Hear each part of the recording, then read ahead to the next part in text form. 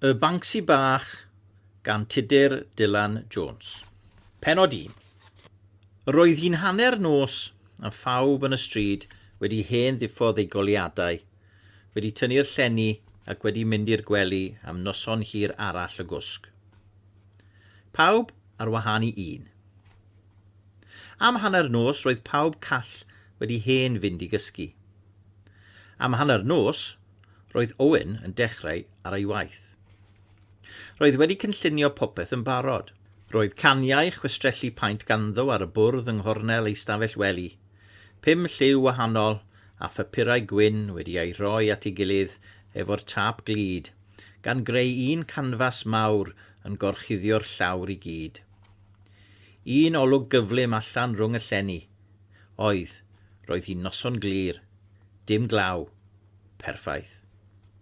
Edrychodd ar y cloc, roedd hi'n bryd iddo fynd. Un olwg arall ar y papur, arno yr oedd siap y llun, yr amlinell berffaith. Dyma'r llun fydde'n ymddangos ar y wal rhyw hanner milltir i ffwrdd cyn diwedd y nos. Un llinell fach arall y bydda'r llun yn gyfan. Gorffennodd y siap yn ofalus ar pin ffelt du a rhoi tyllau bach bob hyn a hyn ar hyd y llinellau. Roedd yn hapus efo'r llun. Os oedd yn ddigon da i Michelangelo, roedd yn ddigon da i Owen. Roedd hwnnw'n hefyd yn gwneud y siap ar bapur cyn ei roi ar wal neu ar nenfwd. Plygodd y papur yn ofalus, estyn am y paent, a phelen o'r glid glas a roi'r cyfan yn ei fag. Gwisgai dillad du o'i ben i'w draed. Cap, cot, trowsus, sgidiau a hyd yn oed sannau. Y cyfan yn ddu.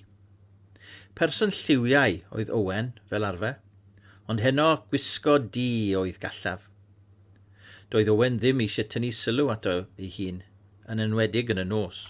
Sleifiodd i lawr grisiau a chlywai a'i fam yn ei gwely yn chwyrnu'n braf.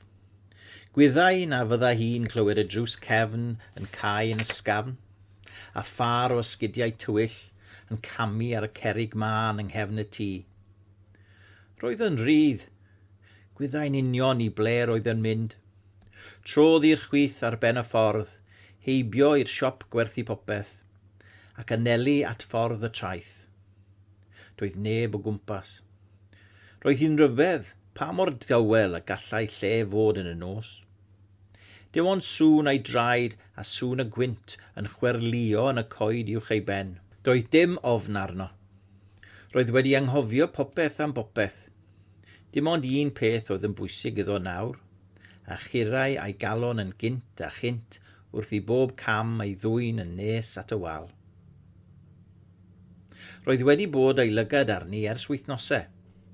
Ar y ffordd adre o'r ysgol, roedd 2 neu 3 wal wedi mynd a'i fryd, ond yn y pen draw, penderfynodd ar hon. Talcen hen storfa fawr wrth ochr y ffordd, a chanoedd o geir yn mynd heibio iddi bob dydd, ond ddim am hanner nos. Roedd pawb yn cysgu, pawb ond Owen. Reswm arall dros ddewis y wal hon oedd bod gwaith adeiladu'n digwydd drws nesaf.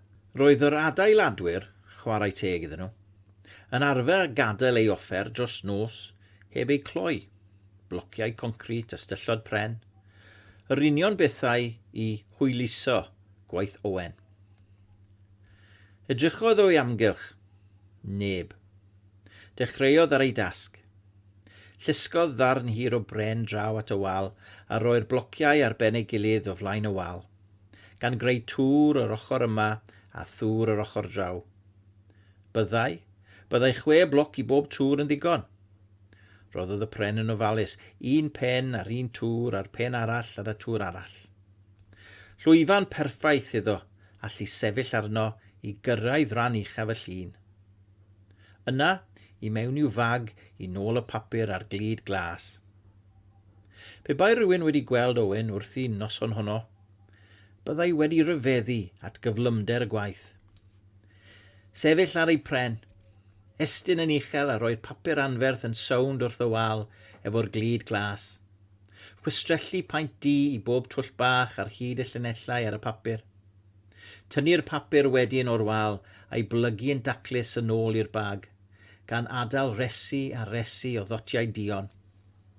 Fydd y dotiau yn golygu dim i neb arall, ond roedd Owen yn gwybod yn iawn ble i roi'r llinellau. Roedd e wrth ei fodd efo lluniau, join the dots, pan oedd e'n fach. Roedd hwn yr un peth, ond ar raddfa lawer mwy.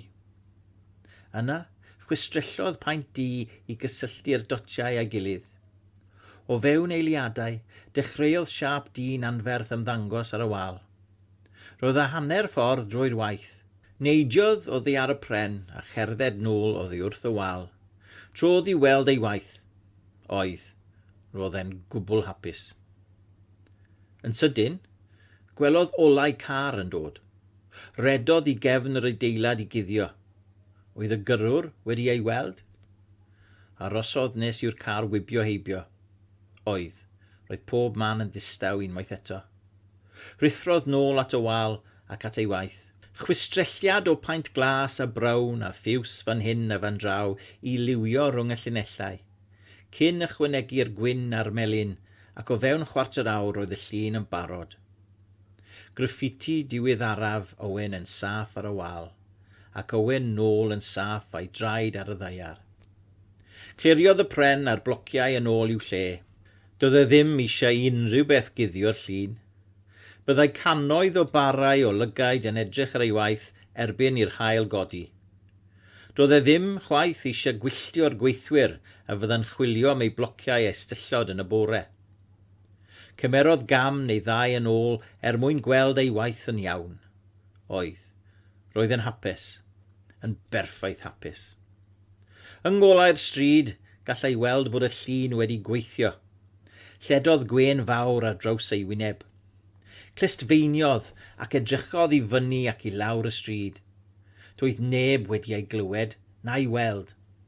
Roddodd y papur a'r paent yn saff unwaith eto yn ei fag. Roedd Owen ar ei ffordd yn ôl i'w wely. Doedd neb yn y byd, ond Owen, yn gwybod am ei waith.